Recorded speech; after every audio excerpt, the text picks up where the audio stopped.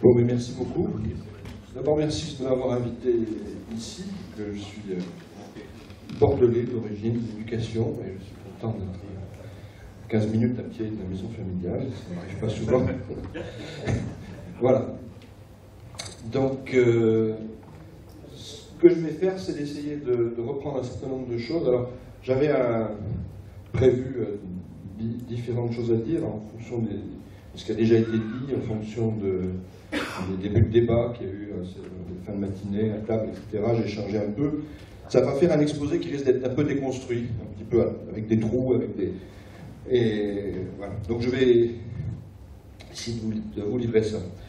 Alors, juste un point, personne m'a demandé quel était mon background. Je suis modélisateur du climat, ce qu'on a surtout fait dans le laboratoire, c'est de développer un modèle climatique, il y a l'atmosphère, l'océan, etc. Et donc plutôt physicien. Je ne suis pas non plus, par rapport au débat qu'il y a eu, pro-nucléaire, mais en tout cas pas anti, puisque je suis membre du conseil d'administration du CEA et renouvelé depuis quelques mois. Donc voilà. Voilà, alors je voudrais séparer les choses en deux paquets d'idées un petit peu générales que je vais essayer de traiter rapidement. Je crois que dans nos domaines scientifiques, il y a vraiment une sorte de modification qui s'est faite entre une science, et pour nous autres modélisateurs, c'était très, très clair et très fort, qui a été focalisée sur le problème de l'alerte dans un premier temps. Est-ce qu'il y a un changement climatique? Est-ce qu'il est réel? Est-ce qu'on peut montrer qu'il est réel?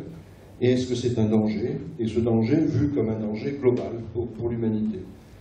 Alors, c'est des sujets qui ont, au niveau scientifique, trouvé, je pense, une conclusion. C'est-à-dire que la réponse à ces questions, elle est oui. Elle est de manière très, très nette.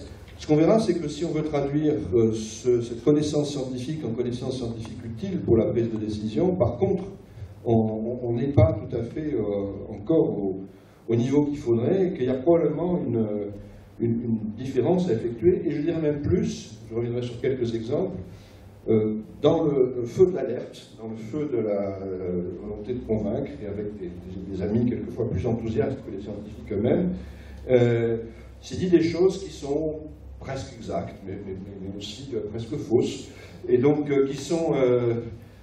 qui deviennent pénalisantes à un moment où on rentre effectivement dans des processus de prise de décision, d'analyse de ce qu'il faut faire, et j'en donnerai quelques exemples. Donc c'est des sujets qui restent malgré tout difficiles à aborder. L'autre point, c'est que cette alerte, elle est une alerte qui renvoie à des processus décisionnels relativement centralisés, ou vus comme tels, participant à des négociations qui sont loin du citoyen. Et je pense que la manière dont les choses ont été présentées, avec en fait une forte manière très, très forte de mettre en avant une sorte de catastrophisme, quelquefois un peu appuyé sur ces problèmes-là, a créé un phénomène d'éloignement. Alors il y a, face au catastrophisme, je constate, ça fait longtemps que je fais des exposés grand public, il y a des gens qui aiment ça, c'est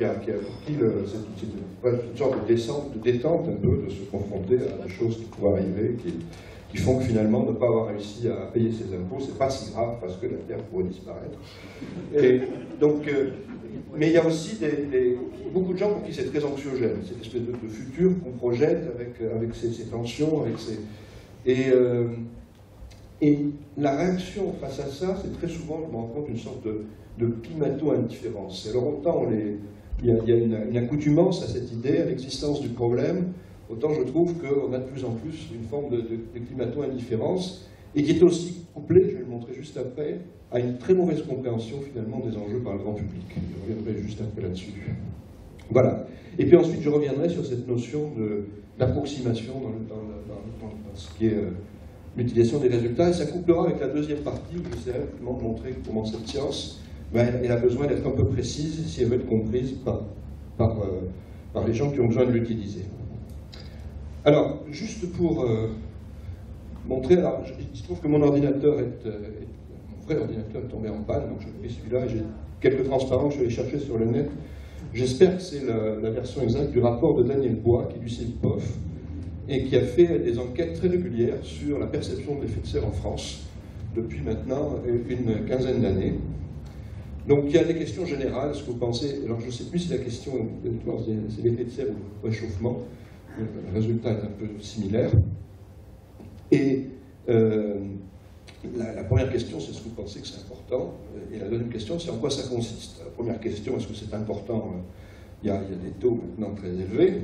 En quoi ça consiste, hein? Comment se représentent ces phénomènes liés au réchauffement de la planète, à l'effet de serre? Vous voyez que la notion de pollution, de déchets, de chauffage, on est dans des zones urbaines, il fait chaud, on voit que ça chauffe, quoi. C'est cité maintenant par presque 30% des gens. La couche d'ozone, aussi, c'est cité très largement. Et j'avais montré la version antérieure de ces résultats dans une cours en Polytechnique il y a quelques années, et juste avant Copenhague. Et j'avais des élèves qui riaient jaune, j'étais un peu surpris parce que normalement ils ne posent pas trop de questions. Et je me suis rendu compte le soir qu'il y avait un haut personnage de l'État, de l'époque, qui avait dit exactement les mêmes choses, c'est-à-dire que tout l'ozone était responsable du réchauffement de la planète. Donc c'est quelque chose qui est partagé. Et puis, à citer les gaz à effet de serre, vous voyez qu'il y a de l'ordre de 15-20%. Les gens qui ont compris ce que c'est que le mécanisme, c'est-à-dire qu'on émet des gaz, que ces gaz empêchent la Terre de se refroidir, c'est 15% de la population. Alors ensuite, on peut parler de compréhension, de ce qu'il faut faire, de comment... Mais le résultat, il est là. Et je pense qu'on est dans un état qu'il faut... Et quand on regarde, c'est ensuite trié par niveau d'études, on voit qu'il faut vraiment arriver à... Pour appliquer le CO2, il faut vraiment arriver au niveau des scientifiques. Les universités avant scientifiques sont à 30% de compréhension. Et alors, les gens qui n'ont pas fait d'études, on est aux alentours de 10%. Donc je pense que c'est une chose qui est très importante. On parle de compréhension des enjeux, ça n'est pas partagé. Je pense que là, il y a eu un... Et j'ai eu des échos de gens à la Villette, par exemple, on a le sentiment qu'on touche toujours les mêmes 20%. C'est ceux qui... Et quand on fait des conférences grand public comme ça m'arrive, on retrouve un peu les mêmes gens souvent qui viennent. Donc on a l'impression qu'il y a vraiment un problème à ce niveau-là, et que c'est un vrai problème qui crée une situation où... je te parlais de cette idée que les décisions sont prises ailleurs par un pouvoir qui prend les décisions loin des citoyens. Je pense que ça aggrave cette idée-là, et ça aggrave le sentiment, le gouvernement n'a qu'à s'en occuper. On ne comprend pas bien de quoi il s'agit, mais si c'est un problème grave, le gouvernement n'a qu'à s'en occuper. Et dans les périodes actuelles où on a tendance à faire de l'antipolitique, de l'antigouvernementalisme, et qui se tourne ensuite vers un certain parti, je pense que c'est quelque chose qui prend de l'ampleur. Et je pense qu'il faut y faire attention. C'est-à-dire que dans notre discours, quelquefois, justement, je pense qu'on devrait donner un poids fort à nous-mêmes, à la société civile. Je pense qu'on est responsable collectivement, tout autant que le gouvernement, du fait que ces problèmes-là n'avancent pas. Voilà, alors en termes de diagnostic scientifique, je vais juste maintenant revenir un peu sur les choses qu'on sait moins bien, et ça me permettra de rebondir sur quelques... Alors, moi, ce qui m'a fasciné en tant que scientifique, les premiers modèles qu'on a fait dans les années 90, alors là, c'est 3 modèles anglais, le premier rapport du GIEC, enfin anglo-saxon, le premier rapport du GIEC, on avait fait presque en même temps avec Laurent Ly des expériences similaires. On avait un réchauffement plus fort aux hautes latitudes, un réchauffement plus faible aux basses latitudes, un réchauffement plus fort sur les continents. Ces structures-là, de réchauffement avec un refroidissement dans la stratosphère, c'est les mêmes qu'on retrouve dans les rapports du GIEC récents. Alors, avec en plus quelque chose sur lequel je reviendrai, peut-être que Valérie en a parlé avant-hier, les petits points, ça montre que tous les modèles sont d'accord entre eux, et là on est pour un réchauffement modéré, pour un réchauffement plus fort. Donc on a à la fois accord sur le patron général, et accord sur le fait que c'est quelque chose qui se produira partout. Donc ce réchauffement, c'est quelque chose qui est une stabilité forte de la science, et quand on regarde comment ça se produit, ça c'est les 15 dernières années comparées aux 30 années d'après-guerre, on est aussi dans une structure qui est très identique. Donc la première phase. Je dirais que c'est quand même, parce qu'on entend souvent dire, le discours qui traîne dans tous les, enfin dans beaucoup de milieux, c'est dire, oh, il y a un réchauffement, ça on accepte, maintenant on dit qu'il y a un réchauffement, à quoi il est dû?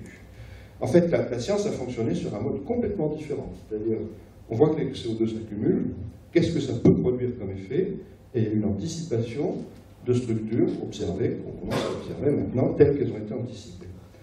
Alors, derrière ça, il y a des conséquences directes, on en a vu, je ne vais pas y revenir, sur le relèvement du niveau de la mer, sur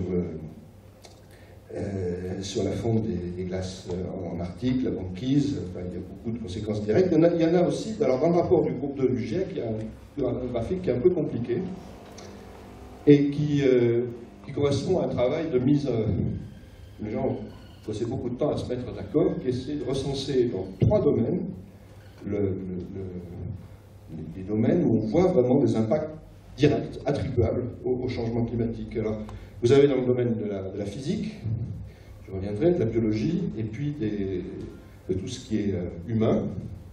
Et donc, encore une fois, c'est chaque fois qu'il y a des publications qui démontrent avec un certain niveau de confiance qu'il y a un effet qu'on peut attribuer au changement climatique. Alors, dans le domaine physique, il y a, je viens de dire, la fonte des glaciers, haute latitude, il y a les modifications dans des régimes hydrologiques, de rivières, et puis tout ce qui est effet sur le domaine côtier dont je reparlerai, où il y a des endroits où c'est très clair. Dans le domaine biologique, il y a des effets qui sont importants. Et je crois que c'est une des choses qui a quand même beaucoup contribué à asseoir ce problème climatique, c'est l'idée que le vivant réagit très très directement aux températures. Alors, on peut même